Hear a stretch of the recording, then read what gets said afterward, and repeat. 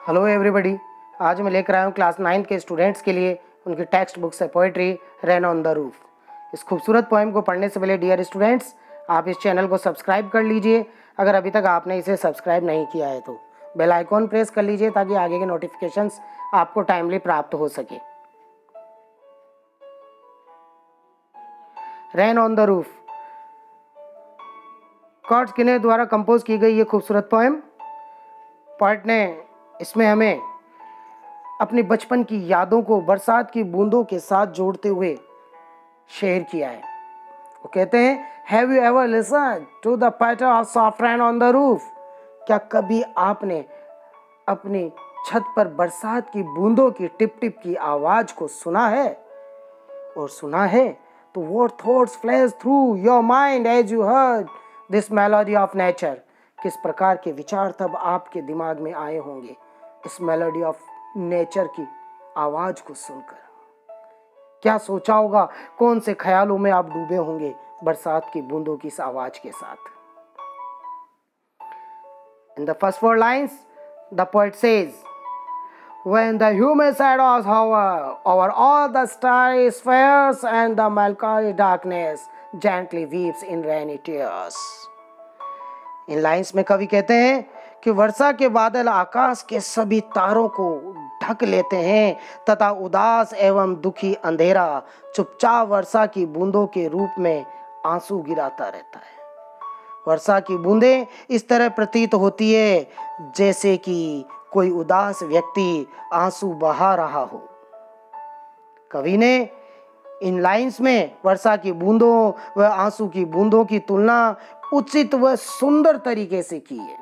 बड़े खूबसूरत तरीके से उन्होंने बरसात की बूंदों की तुलना एक उदास व्यक्ति के आंसुओं से की है। इन लाइंस में ह्यूमिड शैडोज का मतलब है रेन बेयरिंग क्लाउड्स, या यूं कहें कि मॉइस्चर से भरे हुए वो बरसात के बादल। हावर का मीन है हैंग इन द एयर, हवा में छाए रहना, लहराए रहना। स्टार स्फीयर्स, वो आसमान सितारों से भरा हुआ। मेलंकोली, सैड और सॉरोफुल वर्ड को रिप्रेजेंट करते हैं। अपनी नेक्स्ट लाइंस में कवि कहते हैं, What a bliss to press the pillow of a cottage chamber bed and lie listening to the patter of the soft rain overhead. कवि कहते हैं इन लाइंस में कि सिर के नीचे तकिए को दबाए हुए अपने रूम में बिस्तर पर लेटकर छत पर गिरती हुई वर्षा की बूंदों के धीरे धीरे उस स्वर को सुनना उन्हें बहुत ही आनंद देता है। बरसात की बूंदों की वो टिप टिप की आवाज उनके मन को आनंद से भर देती है। लगातार गिरती हुई वर्षा की वो बूंदें उनके कानों के लिए सुखद है, वह कवि का मन बहलाए रखती है। बड़ा खूबसूरत तरीके से उन्होंने बरसात की बूंदों को, एक आवाज को इस तरीके से सुना कि जैसे उनके मन में कोई ध्वनि, कोई धुन बज रही हो। यहां इन लाइंस में ब्लिस का मीन है ग्रेट जॉय एंड हैप्पीनेस, और पैटर का मीन वो light rapid repeated sound of the rain. In his next lines, the poet says, every tinkle on the glass has an echo in the heart and 1,000 dreamy fancies into busy being heart. कवि इन lines में कहते हैं, छत की टाइलों पर गिरती वर्षा की बूंदें घंटियां बजने जैसी उन्हें प्रतीत होती है। उनके मन में एक गूंज, एक इको पैदा करती है। उनके हृदय में हजारों कल्पनाएं जागृत हो उठती है। कवि भूतकाल के सपनों में खो जाते हैं जो कि उनके व्यस्त दिनों में दूर पड़े दिखाई देते हैं। कवि बरसात की बूंदों को जब सुनते हैं अपनी छत पर टिप टिप होते हुए गिरते हुए, तो उन आवाज में ऐसे खो जाते हैं कि जैसे वो अपने बचपन में पहुंच जाते हैं, कल्पनाएं करने लगते हैं अपनी बचपन की यादों में खोए हुए। इन लाइंस में टिंकल का मीन है लाइट रिंगिंग साउंड। बरसात की बूंद जो टिप टिप की आवाज करती है, उनके लिए टिंकल वर्ड यूज हुआ है। सेगल्स जो वुडन टाइल रूफ पर यूज की जाती है, उनके लिए यहाँ यूज किया गया ये वर्ड। अपने नेक्स्ट लाइंस में पोएट कहते हैं, and 1,000 recollections weave their air threads into woof as I listen to the patter of the rain upon the roof।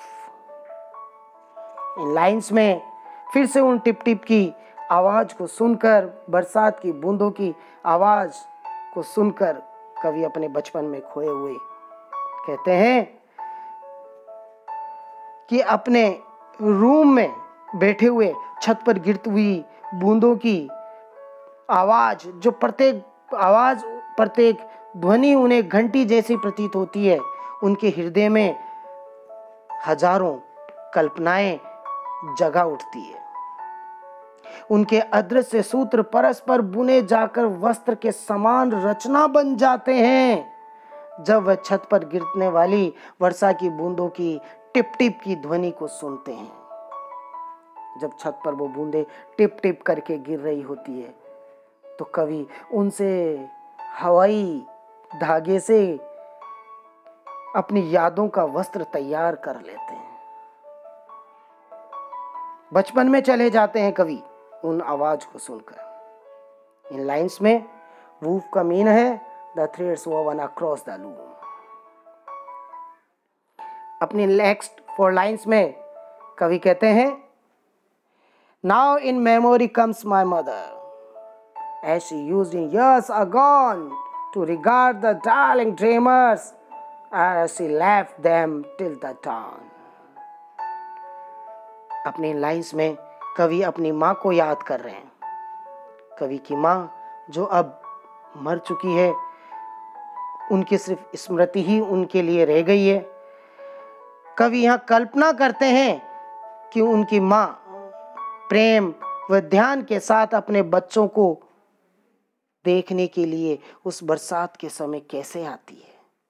अपने बचपन की यादों में खोए कवि ये देख रहे हैं कि उनकी माँ उनकी ओर खिंची आ रही है, दौड़ी आ रही है, उन पर लाड़ दिखाती हुई, प्रेम लुटाती हुई।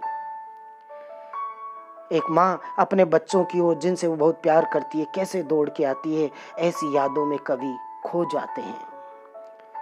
इससे पूर्व कि वह सूर्य उदय होने तक के लिए उनसे विदा ले ले, कवि ने अपनी माँ की यादों को अपने हृदय में बसा लिया।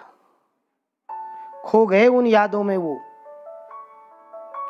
जहां वो अपने बचपन में अपनी माँ और अपने भाई बहनों के साथ खेला करते थे। उन बरसात के दिनों में उन यादों में चले जाते हैं कवि।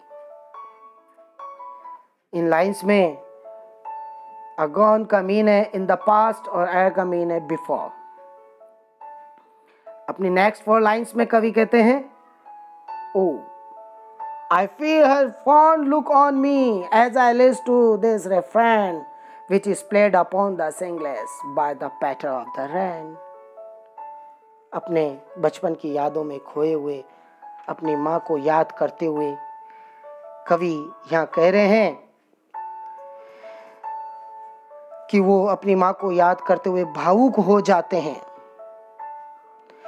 वह भौतिक रूप से उसकी दृष्टि को स्वयं पर महसूस करते हैं जब वह उनके रूम में बैठकर अपने घर की छत पर टाइल्स पर बरसात की बूंदों को एक संगीत में रूप में गिरते हुए सुनते हैं।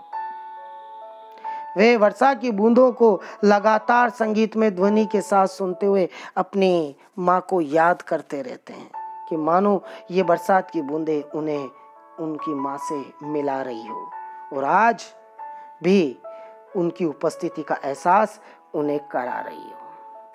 ये बरसात की बूंदें उन्हें उनकी माँ की याद बार बार दिलाती रहती है। बड़ी